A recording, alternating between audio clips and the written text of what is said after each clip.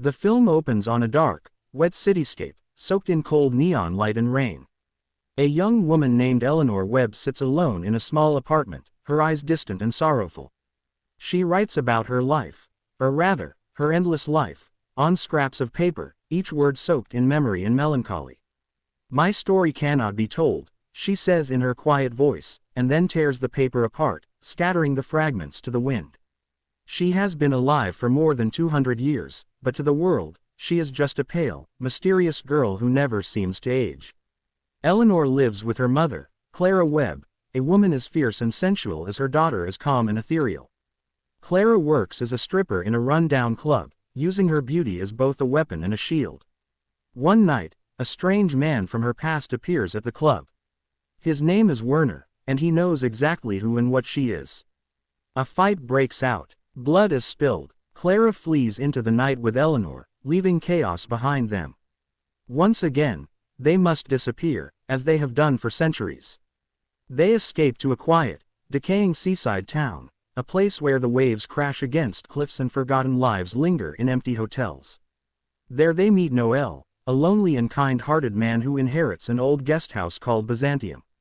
Clara, sensing opportunity, seduces him and quickly takes over the place. She transforms it into a secret brothel, a place where she can earn money and stay hidden. Eleanor watches from afar, uncomfortable and detached, her soul weighed down by centuries of guilt. Eleanor spends her days walking along the beach, her long red hair catching the wind like a flame. She plays the piano in an old nursing home and visits the dying. Unlike her mother, she does not kill to feed, she gives peace to those who are ready to die, drinking their blood gently, like a silent blessing. She calls it mercy, not murder. Each death she causes is soft, sorrowful, and filled with compassion. Yet she carries the burden of every soul she's ever touched. At the nursing home, she meets a frail old woman who listens to her story. But when the woman asks who she really is, Eleanor only smiles and says, "No one would believe me." She moves through life unseen, untouched, like a ghost wandering through time.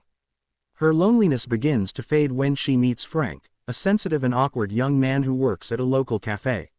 Frank is kind, curious, and immediately drawn to her strange, quiet beauty. He suffers from leukemia, and perhaps that's why he feels an instinctive connection to death, and to her. They begin to talk, walk by the sea, and share stories. For the first time in many years, Eleanor feels the pull of something human, love. But love is dangerous for her. Every time she opens her heart, the past threatens to destroy them both. Through Eleanor's writing, we enter a series of haunting flashbacks that reveal the truth about their lives. Centuries ago, in the early 19th century, Clara was a poor young woman forced into prostitution by a cruel officer named Captain Ruthven. He used her, broke her, and left her to die in misery. When she gave birth to a daughter, Eleanor, she left the baby at an orphanage to protect her. For years, Clara endured the brutal world of men, growing colder and harder with each passing day. One night, near death and desperate for freedom, Clara encountered a mysterious stranger who told her of a secret island, a place of transformation where mortals could become immortal.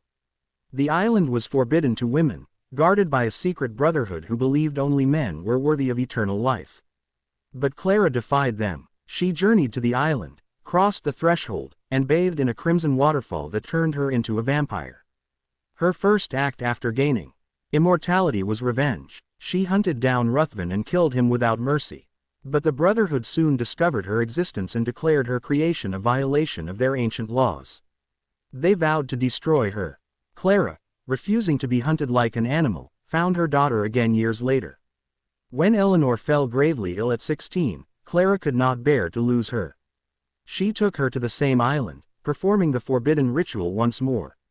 Eleanor was reborn, immortal, eternally young, and condemned to the same endless wandering as her mother. Since that day, the two women have been fugitives. They have changed names, homes, and faces countless times, always running, always hiding. Clara kills to protect them. Eleanor writes to remember. They are bound by blood and love but separated by moral distance. Clara's survival instincts clash with Eleanor's longing for purity and redemption. Back in the present, Eleanor's connection with Frank deepens. She tells him pieces of her story, not as fantasy but as truth. He laughs at first, thinking it a romantic tale. But when he sees her crimson eyes and the sadness behind them, he realizes she was never lying. He loves her anyway, even knowing she is something far beyond human. Meanwhile, the Brotherhood has found them again. Werner, the man Clara killed at the start, was one of their members. Now Ruthven and another immortal, Savella, come to hunt the two women down. They follow the trail of blood and whispers to the town of Byzantium. A violent confrontation erupts. Clara defends her daughter with animal ferocity, killing anyone who threatens Eleanor. But in the chaos, Clara is captured. Eleanor must face the Brotherhood alone. Instead of begging for mercy, she confronts them with quiet defiance, telling them that their existence, is not a curse, but a reflection of humanity's own darkness and longing for eternity. Moved by her courage, one of the elders hesitates, giving Eleanor a chance to escape.